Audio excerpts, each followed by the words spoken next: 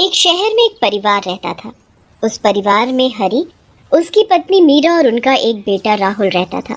राहुल के माँ बाप बड़े ही लालची थे। वो राहुल के लिए एक अमीर लड़की ढूंढ रहे थे, पर राहुल हमेशा से एक सुंदर लड़की चाहता था। अरे कल कमला मौसी का फोन आया था।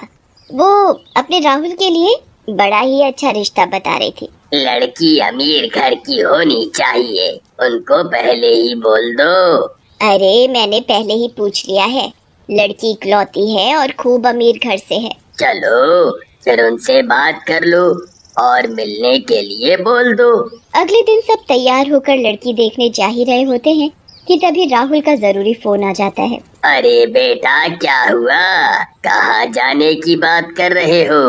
अरे बाबूजी, एक जरूरी फोन आ गया है, मुझे अभी निकलना पड़ेगा। ठीक है तुम जाओ। राहुल के माँ बाबूजी अकेले ही लड़की देखने चले जाते हैं। लड़की वालों के घर में घुसते ही उनकी आंखें फटी की फटी रह जाती हैं। अरे वाह जी, देखो तो घर कितना सुंदर है। हाँ मीरा, तुम बिल्कुल सही बोल रही हो।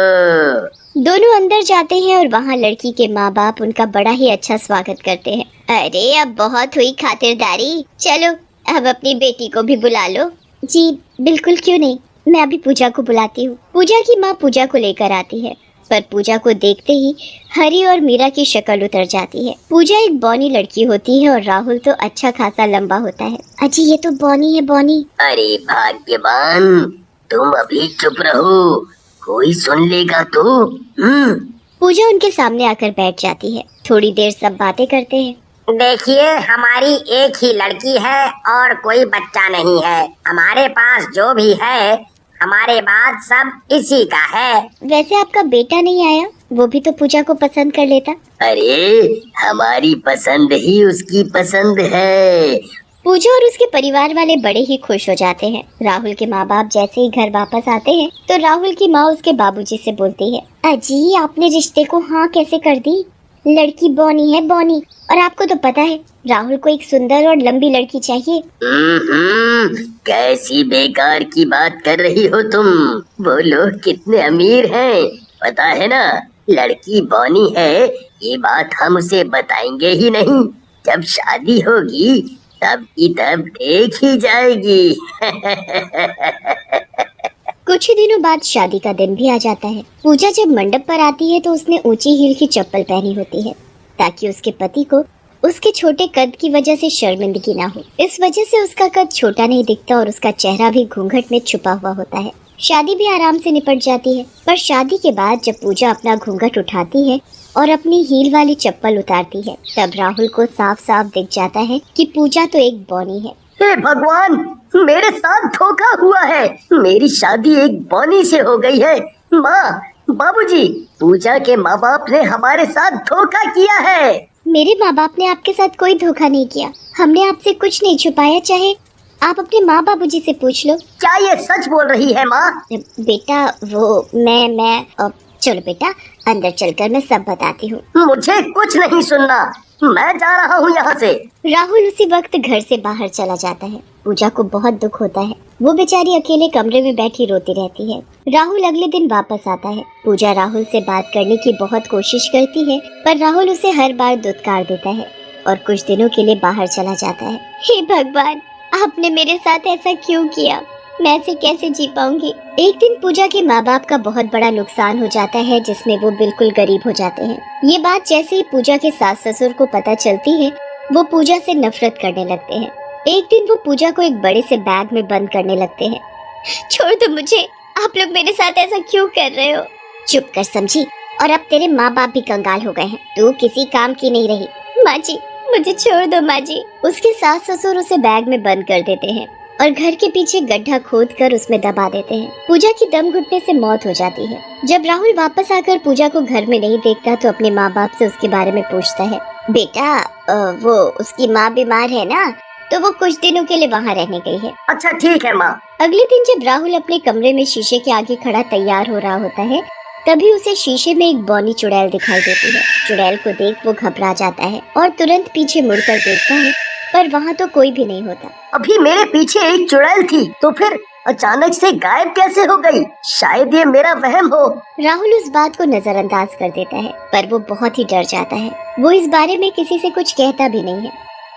अगले दिन राहुल की माँ कमरे में सो रही होती है, तभी उसे महसूस होता है कि उसकी रसोई में कोई बर्तन धो रहा है। वो अंदर जाकर देखती है तो वहाँ बॉनी चुड़ैल बर्तन धो रही होती है और राहुल की माँ की तरफ देखकर जोर जोर से हंसने लगती है। आओ ना माँ जी, मेरी मदद कर दो। देखो ना, मैं ऊपर तक पहुँच ही नहीं पा रही। मैं क्या करूँ अब?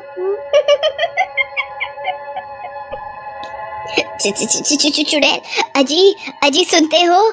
यहाँ चुड़ैल है, जल्दी आओ, मुझे बचाओ। राहुल की माँ वहाँ से भागती है, पर उसे घर के हर कोने में वही चुड़ैल खड़ी दिखती है। वो यहाँ से वहाँ भागने लगती है, पर चिल्लाती रहती है, कोई बचाओ मुझे, तुम मेरे पीछे क्यों पड़ी हो? आपने लगता है मुझे पहचाना नहीं माँ जी। मैं आपकी बहू हूँ पूजा, और अपनी मौत का बदला लेने आई हूँ। नहीं, ये नहीं हो सकता। ये बिल्कुल नहीं हो सकता। तुम जाओ यहाँ से और मेरा पीछा छोड़ दो। हम सबका पीछा छोड़ दो। ये तो बिल्कुल नहीं हो सकता। जब तक मैं तुम लोगों से अपनी मौत का बदला नहीं लूंगी, तब तक मेरी आत्मा को शांति नहीं मिलेगी। चुड़ैल इतना कहकर वहाँ से गायब हो जाती है। उसके बाद राहुल की माँ सारी बात राहुल के पापा को बताती है। अरे ये तुम्हारा वहम है और कुछ नहीं। तुम बस उस पूजा के मरने से डर गई हो, इसलिए तुम्हें वो दिखाई देती है। हाँ। राहुल के पापा उसकी माँ की बात पर यकीन नहीं करते। अब रोज वो चुड़ैल कभी राहुल को दिखाई देती है और कभी उसकी माँ को। फिर एक दिन राहुल घर वापस नहीं आता। राहुल के माँ बाप बड़े ही परेशान हो जाते हैं। ऐसे ही 3-4 दिन बीत जाते हैं, पर राहुल का कुछ पता नहीं चलता। क्या हुआ? राहुल का कुछ पता नहीं चला क्या? अरे तुमने सही कहा था, यहाँ तो सच में चुड़ैल है। हाँ, मैं तो कब से कह रही थी और आपने मेरी बात नहीं मानी। इसी ने हमारे राहुल के साथ कुछ किया है।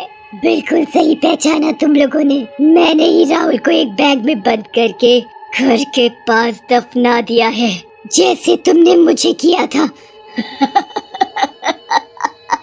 चुड़ैल इतना कहकर गायब हो जाती है और अब इसके बाद राहुल के माँ बाप जल्दी से पूरे बगीचे की खुदाई करना शुरू कर देते हैं। अरे इतने बड़े बगीचे को खोदना हमारे बस की बात नहीं है, और तब तक देर ना हो जाए हमें मजदूर बुला लेने चाहिए, है ना?